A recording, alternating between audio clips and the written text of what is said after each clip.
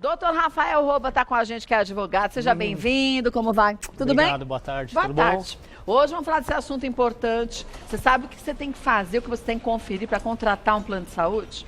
O que tem de gente que nessa hora não pensa e depois tem problemas, né? É verdade. Tem que evitar tudo isso, né, doutor? Tem. Evitando é melhor. Melhor do que depois brigar na justiça.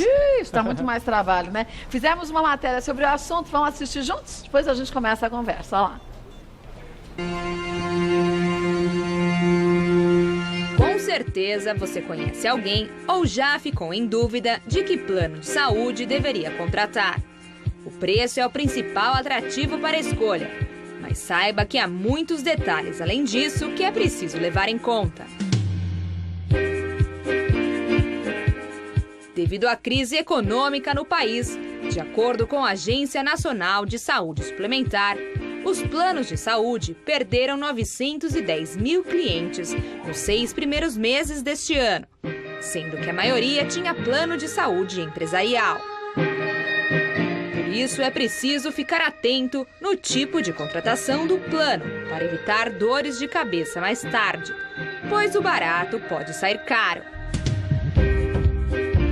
Quer saber quais são os passos antes de contratar um plano de saúde? Então fique ligado agora no Mulheres e tire todas as suas dúvidas. Olha, hoje o doutor Rafael está com a gente para a gente de fato esclarecer nossas dúvidas em relação a como contratar um plano de saúde certo para nossa necessidade também, né? Sim, é importante o beneficiário, antes de contratar o plano, entender quais são as suas necessidades.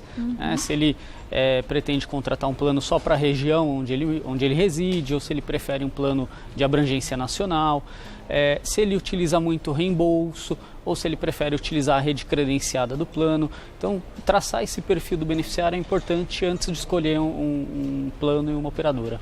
Olha, a gente tem muitas perguntas que chegaram, vamos ver a primeira delas. A Luana pergunta quais são os tipos de contratos de plano de saúde. Que tipo de contratos a gente vê hoje, Rafael? Bom, hoje existem dois tipos de contrato, tá? Que de um lado é o individual ou familiar, que são aqueles planos contratados por pessoa física em benefício próprio ou da sua família, tá?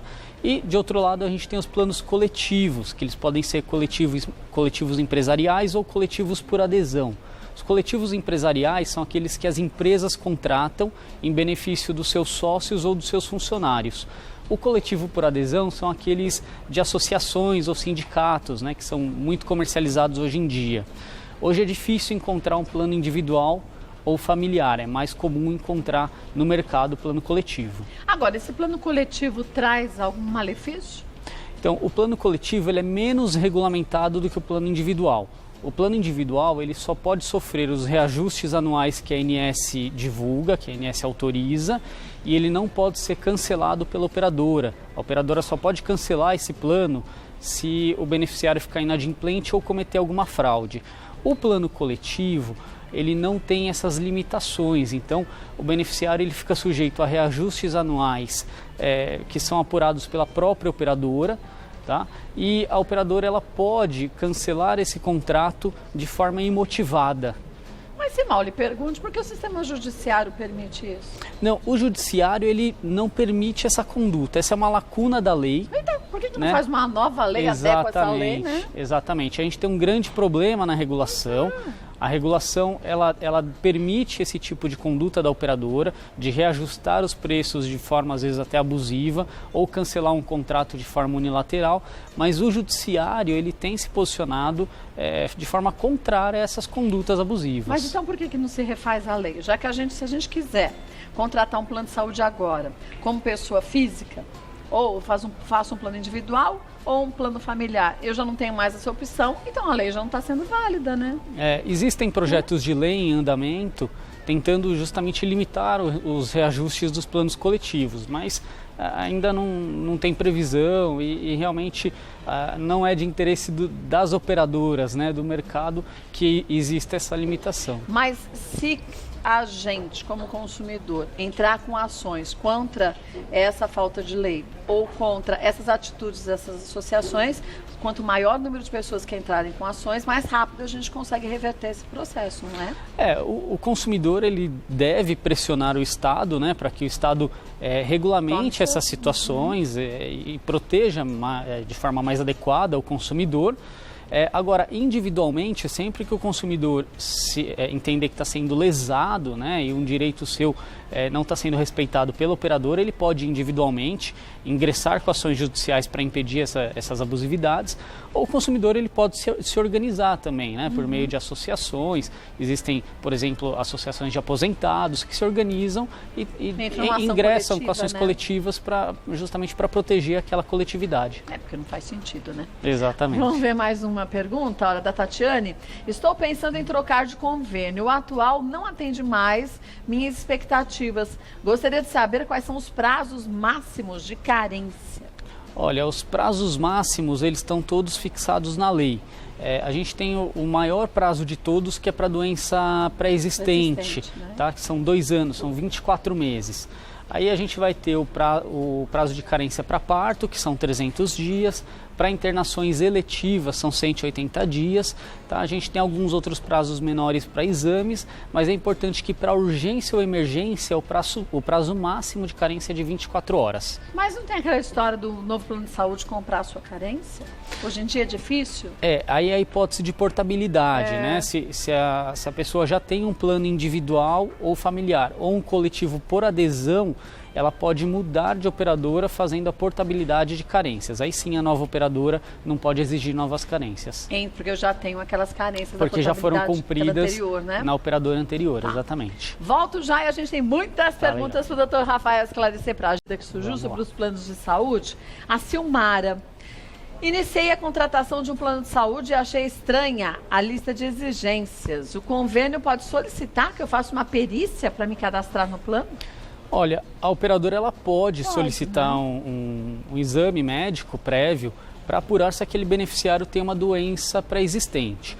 Mas ela não pode usar essa perícia para recusar o beneficiário, porque aí ela está discriminando aquele beneficiário. Ela pode, no máximo, exigir, se for constatada uma doença pré-existente, exigir que ele cumpra aquele prazo de carência de 24 meses, exatamente. Mas não está errado também, né? Não, está previsto na lei, isso é regular, isso pode ser feito, sim, na prática, né? Permitida. Vamos ver mais uma?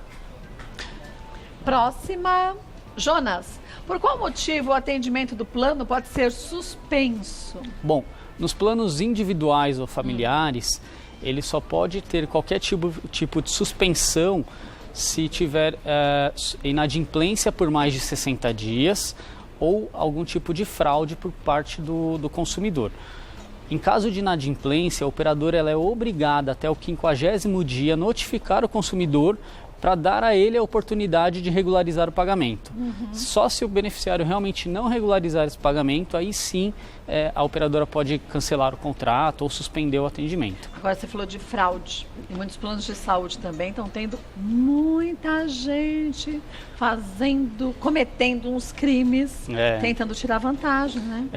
Da reembolso, né? Exatamente. No caso de fraude, a operadora ela tem que abrir um procedimento administrativo na ANS, e aí se junto à ANS ficar constatada essa fraude, aí sim ela pode rescindir o contrato do plano. Não é também uma decisão unilateral da operadora. Sim, mas é um juiz que vai determinar depois de provas, né, de constatar que de fato aquilo aconteceu. É um fiscal da ANS, né, que vai fazer essa constatação.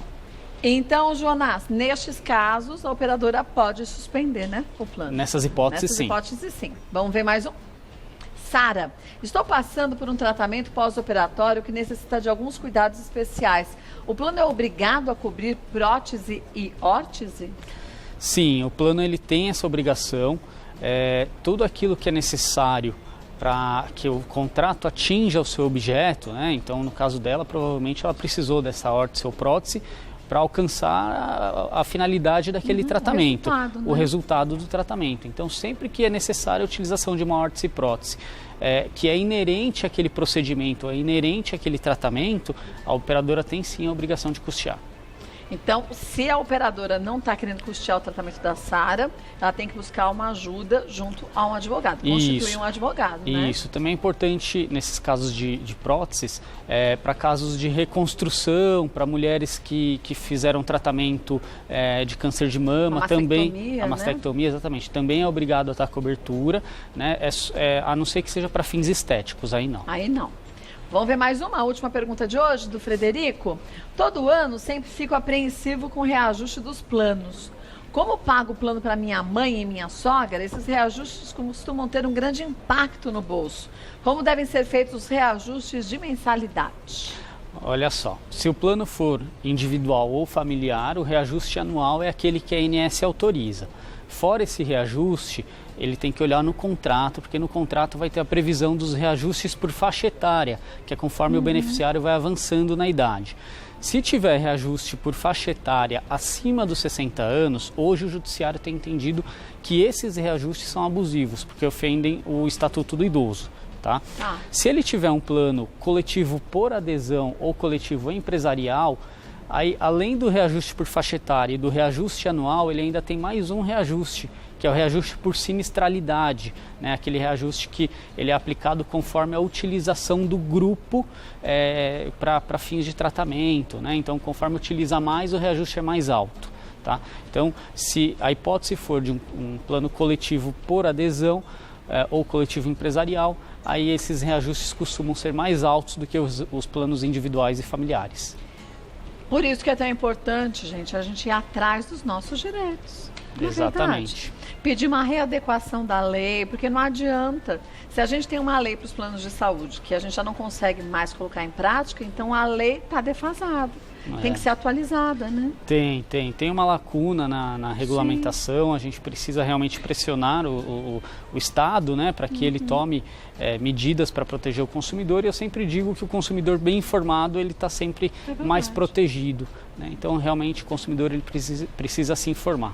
Porque é uma obrigação, gente, do governo zelar pela saúde do seu povo. Sim, sem então, dúvida. já começa por aí. Então, se já não consegue ter uma saúde pública, assim, à altura do que as pessoas precisam, no mínimo, uma lei que consiga garantir esse direito de quem já tem que pagar plano de saúde, porque o plano não consegue, né, ter uma cobertura grande para toda a população, é o mínimo que se pede, né, doutor? É o mínimo. O mínimo que se exige é que se proteja o consumidor, que é a parte mais fraca nessa relação, né? É mesmo. Olha, não tenha medo de ir atrás dos seus direitos, viu?